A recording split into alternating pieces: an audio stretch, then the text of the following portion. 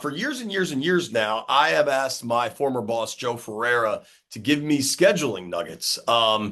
At some point, that started happening on the record in podcasts and stuff. And this is, I think, maybe our first time doing it for all ears. Joe, how are you? Thank you for making time for us, dude. I'm doing great, JP. Good to see you again. All right, just so everybody knows the background, Joe was my boss at a cable entity. I don't even remember what it was named during our time together, but we always had fun. And Joe formerly had worked in the NFL offices working on the schedule. And so you always had this this much broader base of knowledge about what it takes to build an NFL schedule. What is that thing like? It's got to be so daunting. Yeah, it's I had the pleasure of doing the schedule from 1992 through 2000 seasons. Val Pinchbeck was the original schedule maker of the NFL, and he was my boss at the time. We had a team of three. It was daunting. Back then, you've probably heard stories about this. We just used pegboards and we put teams on a pegboard and did it all manual. Now the league has multi-million dollar computers to help them do what they call valgorithms based on Val Pinchbeck's name That's to cool. pull the schedule together. And the actual schedule room they work in is the Val Pinchbeck room. Uh, it's I think it's changed in a couple different ways, JP. The biggest challenges we had back then is, if you recall, um, a lot of NFL and baseball teams played in the same stadiums back then, the Cincinnati Bengals and the Cincinnati Reds, and the Pittsburgh Pirates and the Pittsburgh Steelers, San Diego Chargers and the Padres. They all played in these cookie cutter kind of MLB, NFL stadiums. And that created a lot of scheduling complexity. We had to try to predict which baseball teams would make the playoffs because that was week 7, 8, and 9 in October. We didn't Wow. want to have conflicts, so that would go into it. So we're doing, kind of MLB analysis while we're also trying to put a schedule together. The other complexity, and you always have events like the Chicago Marathon. You really don't want to play on the same weekend as the Chicago Marathon in Chicago, just because they run right around Soldier Field. The other complexity is we used to shy away from playing primetime games in cold weather stadiums. We would never play the Packers in primetime after mid-November, ever. The same thing with like Buffalo or the Patriots. That all changed in 2001 with the Tuck Rule game.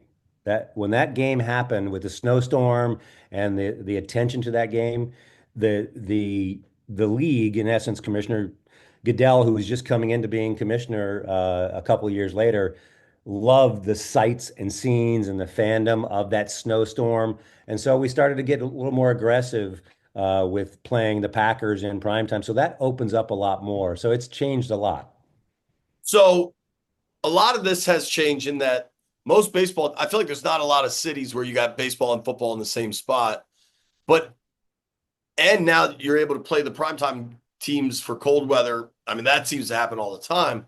But it's also gotten so much more complex with the amount of games. Going to 17 must be impossible just because it's an odd number. Yeah. And the amount of broadcast partners Yeah. and Thursdays and I mean playing on Christmas, like they've expanded the product so much. Like when you talk to you, because I don't want to put anybody in a bad spot here, but I know you still talk to plenty of folks involved, and we'll get to kind of some stuff you think could happen for Washington. But how difficult is it to make an NFL schedule now? It's it's a tough task. Yeah. So, back in the day, you had your two main Sunday afternoon broadcasters. You had a Sunday night football game. It didn't even have Sunday night football until 1987.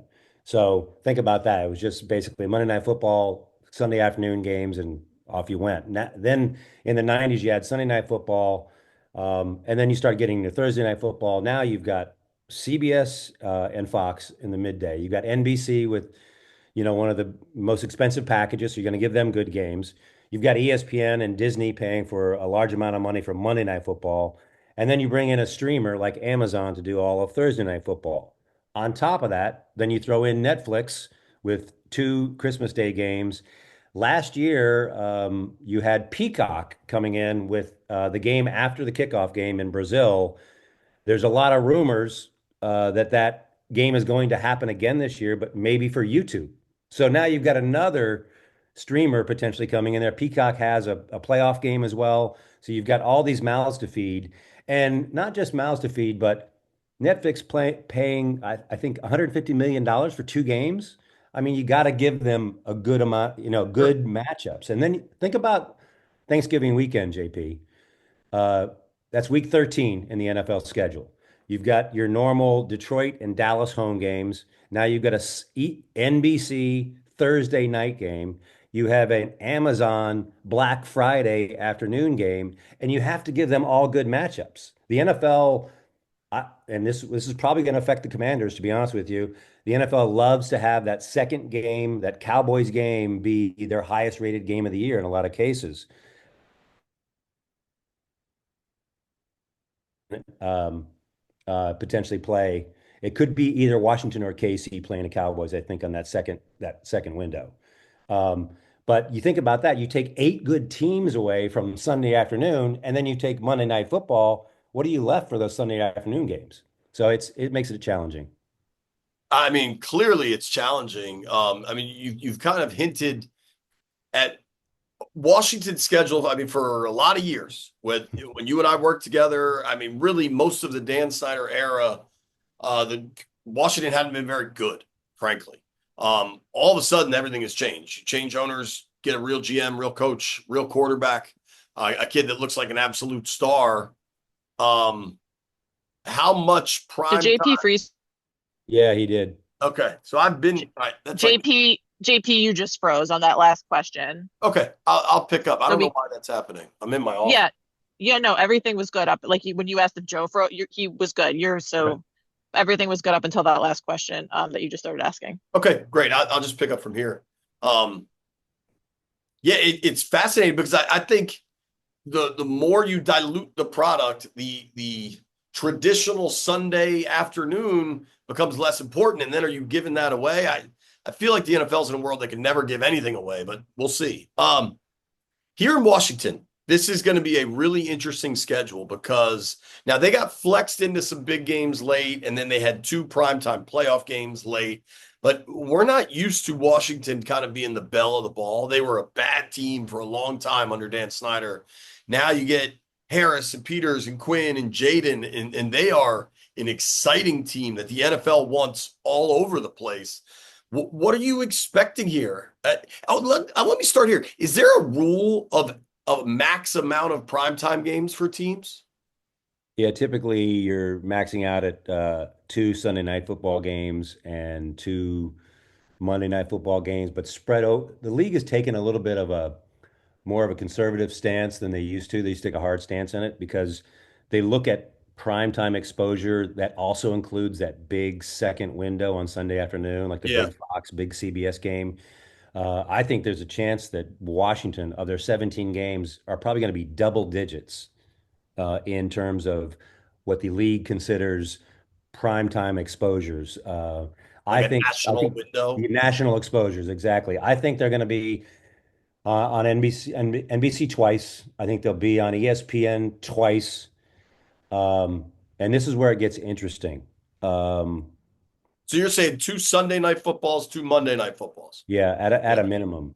And then you start thinking about Thursday, but I think that's not going to happen, and here's why. The opener in Philly. No.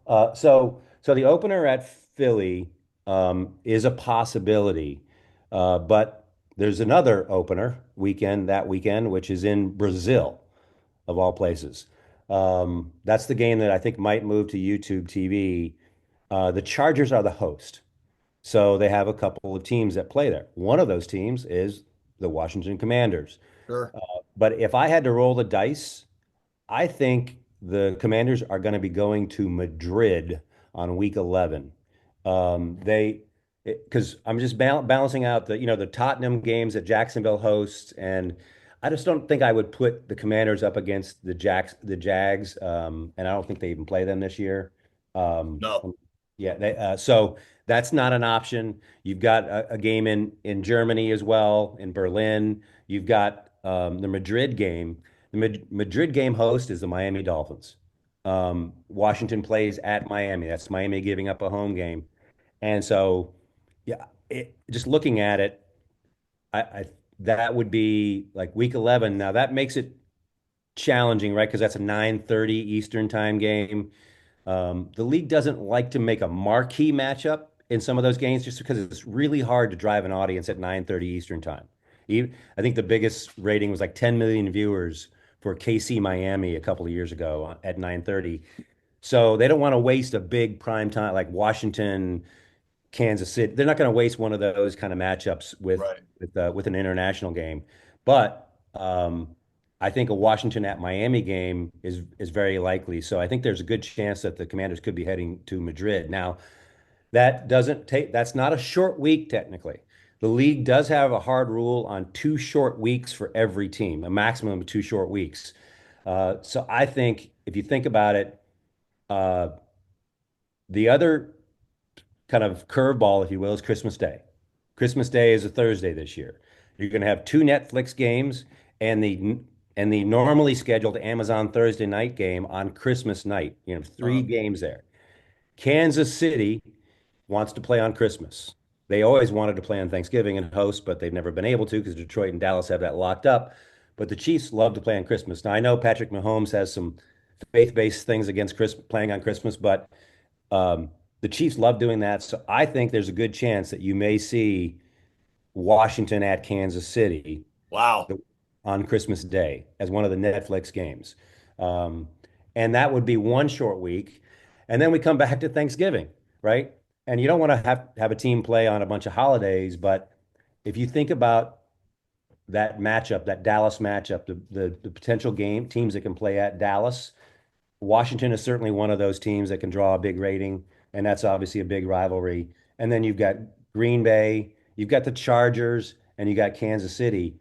Um, so I don't think I don't think the Commanders are going to end up playing on Thanksgiving, but I think it's a possibility. I think they'll probably end up playing on Christmas more than that. That would be their second short week, which does allow for a Thursday night game earlier in the year if they want to in a short week. So I know I'm going all over the map there, but if I had to, roll the dice on it, I think you're going to end up going to Madrid. That's week 11. So that means that your bye week is probably going to be later in the year. And Washington has actually had, this is another piece of the schedule, right? When is your bye Late week? buys. I've They've lived been it. late, like week 14, right? Yeah. Like late. There's, I think it's going to happen again. I think it's You going to don't get a happen. buy coming out of Europe?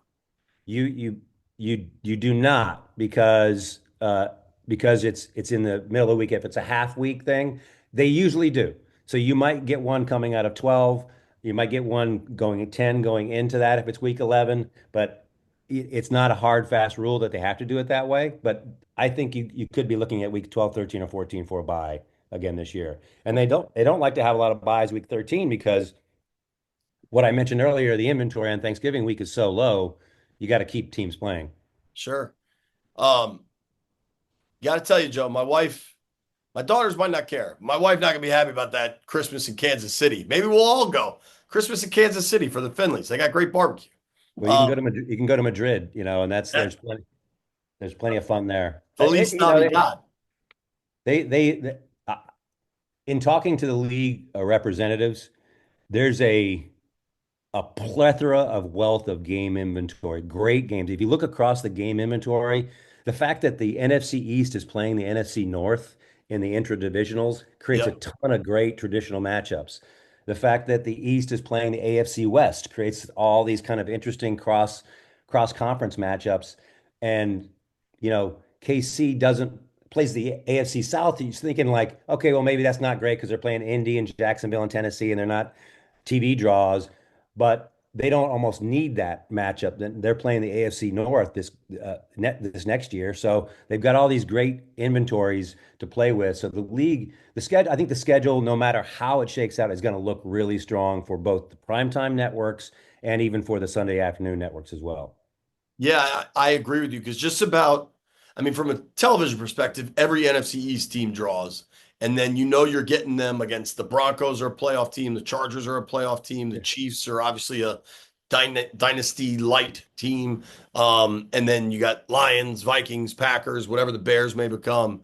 It's really going to be interesting to watch. Who do you, and this is not Washington specific, but who do you think Philly gets in the opener? So I think it could be a divisional game. Um, that the Fox and CBSs have to hold on to at least one of the two division matchups. So if you wasted Dallas Philadelphia right there, um, where do you put that game later? And it has to go on Fox, are some of the considerations. I if I were doing it, I would probably be the Detroit Lions. I would probably do Detroit against at Philly. Obviously, Washington is a repeat of the NFC Championship game last year. But I think in everybody's brain, they still have Philly and Detroit as the, kind of top teams last year, that were kind of going at it. The fact that Commanders were able to beat the Lions has surprised a ton of people. But I would think they could almost go with anything. Chicago would be a good draw with the quarterback and what the Bears are doing. And they had a good draft, appeared to have a good draft. That's the other piece too that you consider is like, is there any major impact of the draft in what happens with the schedule? And I don't think so. I mean, are you worried about Cam Ward playing back in Miami? I don't think so. I don't think anybody cares really about that. Yeah. The story of the draft happened to be Shador, and he may not only may not be playing, may not even be on a team by the time Cleveland rolls around. So um, I don't think the draft is going to have a huge impact, and typically defensive players like Abdul Carter don't impact a ton of the TV side of things. But back to the opener, I think I would go with either Detroit or Chicago, probably Detroit. Okay. So just to recap for Washington, it's going to be a lot, whatever the max of prime time. I think last year somebody was in prime time 6 times. Yeah. And there were a couple teams at 5. I think Washington's getting there. And then when you combine that with that 4:30 game of the week window, which rotates between Fox and CBS, the Sunday 1 o'clocks seem like they will be few and far between this year. Yeah, I think that's right. I think that's right. I think the Commanders, with Jaden Daniels being kind of the up and coming star that he is, the rookie of the year, obviously, the presence of the team, the fact that they score, they're an exciting team to watch, puts them in that. Maybe they're not at KC and Dallas level yet, but they're in that echelon of, where the Buffalo Bills are and the Washington Commanders are and the Eagles are. That group of like 6 or 7 teams that will probably come close to maxing out prime time. I think they're right there. Well, dude, I appreciate you making time. I follow you at Joe NFL. For those that are unaware, if as I'd say by like Thanksgiving, but certainly by mid-December, if you're not following Joe, you are not getting the most up to the second NFL tie-breaking information about division titles, wild cards. It's crazy once you start crunching all those numbers. I always enjoy it, man. It's a lot of fun. I still do it. But it's usually week 12, 13. We'll start cranking stuff out. Yeah. Thank you. I appreciate your time and your insight. Good to see you again, JP. Take care.